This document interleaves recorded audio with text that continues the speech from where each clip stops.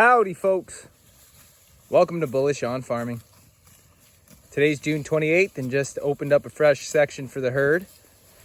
We're going to be talking about the cows, layers, which we've now merged both our flocks, and the broilers that we brought out to pasture earlier today. As you can see, this feed is delicious. This is going to be an area of the field that we did total graze from the 1st to the 17th of May. And so this will be even more rusted than the previous video that I showed.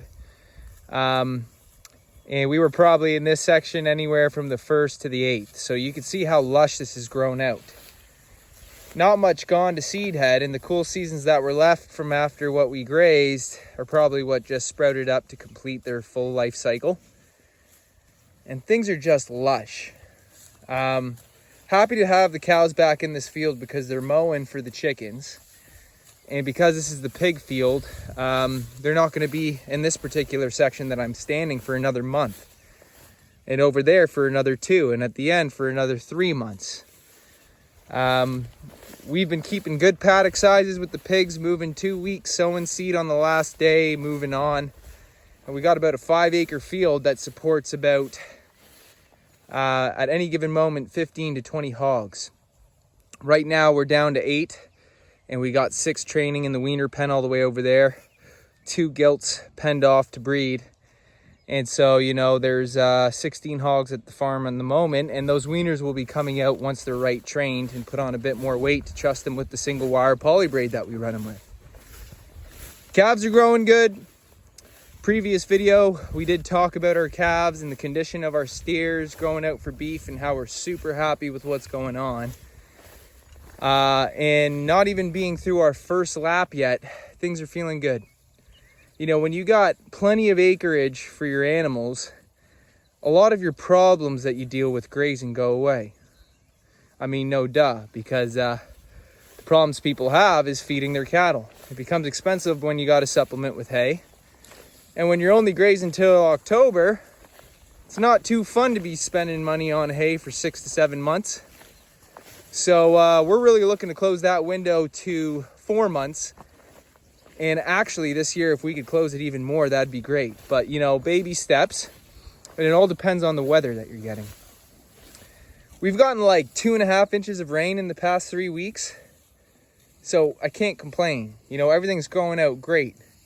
Those fields we haven't touched yet, gone mature, we're not worried about it. We're going to start tightening up strip grazing and looking to go straight for 60 to 70 days of rest from here on out once we're done grazing this field, which we are munching down quite good because, like I say, we're doing it for the chickens, and we can afford to do it because the pigs won't be here for quite a bit.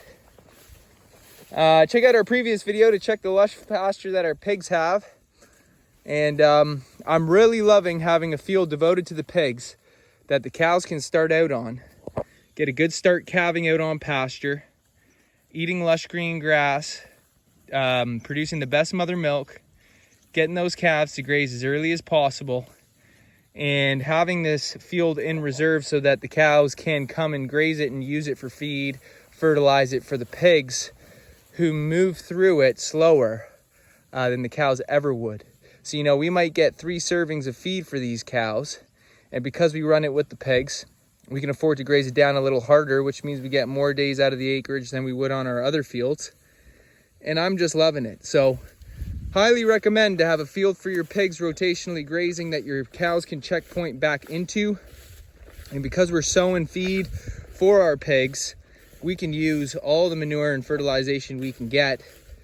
And the pigs love rummaging through the manure pats and just adding more fertility to the land. So you can see this is what we're grazing it down to. And, you know, some guys may even see there's still feed there yet. And they'd be right. But I'm not looking to bring it right down. I want there to still be some ground cover to house the insects and create a housing for the microbial activity, insulation from the solar heat, and keeping everything still within the realm of regeneration. We're not looking for an overgraze, we're just looking for a hard graze. So these are our broilers, Salatin style structures. One's made out of drainage pipe. The other's made out of oak, which was very silly to do. But moving it with the dolly just 10 feet every move is no problem. It's once you got to haul it out to the field. You know, even just to pick that thing up with 2 large men is quite a task if you're looking to get it on a trailer. So it's doable, but I probably would have rather used cedar. I just had oak on the farm and that's what I used. Hardware cloth on the bottom.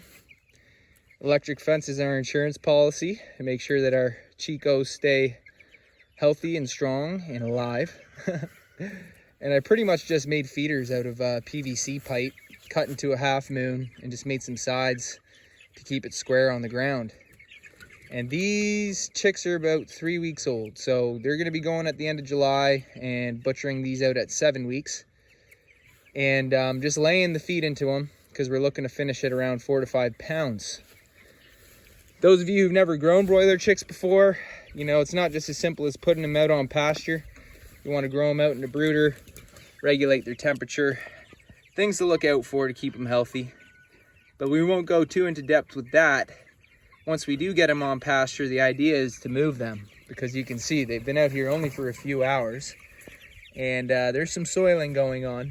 So by tomorrow, we're going to be moving them. We got 100 birds in here, which isn't going to last the full duration. I still got to build another shelter yet. And we're going to take about 25 birds out of here. And if I build a shelter that's a bit bigger, I might as well take more out. We'll see.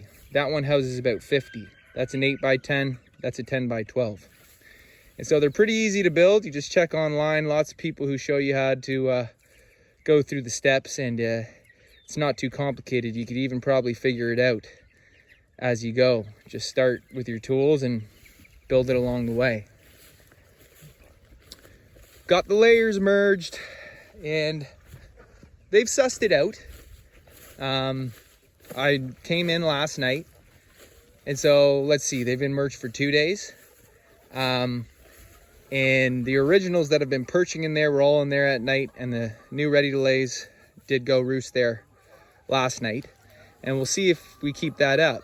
I'm sure they will. You can see, well, I can see that some of the younger hens are going in there and exploring, and it's good that they get familiar with the setup. I've got about, what is it? 1, 2, 3, 4, maybe one hiding behind the trailer, and 6 feeders out for the group, and 1 large 7-gallon water feeder that I have. And it's working great. So this one net, which is about 150 feet, we're gonna see how long it's good for. You know, I've had them in here for 2 days, and I'm thinking that it's probably good for another 2 days at least, and we'll be moving them along. Check out our previous video to go through the builds of our mobile egg coops that have been working beautifully, and repurpose this old horse trailer into a coop. I'm now taking a look at this is a hoop house that's really just do it yourself. I worked with what I had on the farm, built out of half of a frame of a grain wagon. So yeah, things are going great. We got 1 rooster in with 80 hens, so we'll see how that holds up. We're not really breeding and doing our own hatching, so I'm not worried about the rooster to hen ratio, as long as they're not picking on this guy and abusing him. We're all good. I would get another rooster in. I just don't know if they're going to want a cockfight, and I'm not opposed to it. Neighbor growing out some roosters and some layers, and I might get one off them. If anyone knows the breed of that rooster, please let me know. It kind of looks like a barred rock, but then it has the coloring in its wings. That's kind of throwing me off. So if you know what that one is, let me know. And most of these hens are red sex-link. Some other different colored birds in here, but they're all brown eggs, and we're looking for productive birds right now to meet egg demand. So the fancy Easter eggers and whatnot, they're great, they're cute, but with regards to production, I'm not sure if they would really be able to meet the demand that we have. And you can always sprinkle in some heritage birds to meet that demand, because for some reason when people just see different colors, it's something you can't get in stores. they're happy to spend more money on it. And it's not that we're trying to get more money from our eggs, because everything's pasture raised, organically fed, so we know that the quality is there. But we also want to meet our consumer, and if people like that, then we're happy to do it in a sustainable way when it's good for us to do so. So yeah, when you merge flocks, you know, I should say that I did have them separate for a week's time, monitored the new birds. Eggs are coming in, small of course, and I got to monitor their health, as well as, you know, if anything happened within the first week, it's much easier to look after them if they're isolated. Now, having merged them, you still want to be monitoring your birds to check for behaviors and any hens that actually might be getting picked on and might be looking under the weather. So far, so good. And we can't complain, so we'll keep an eye out and we'll do our best to offer these birds the best quality of life. So anyways, folks, that's it for this one. I'd like to say thanks for stopping by and God bless you all. See you on the next one.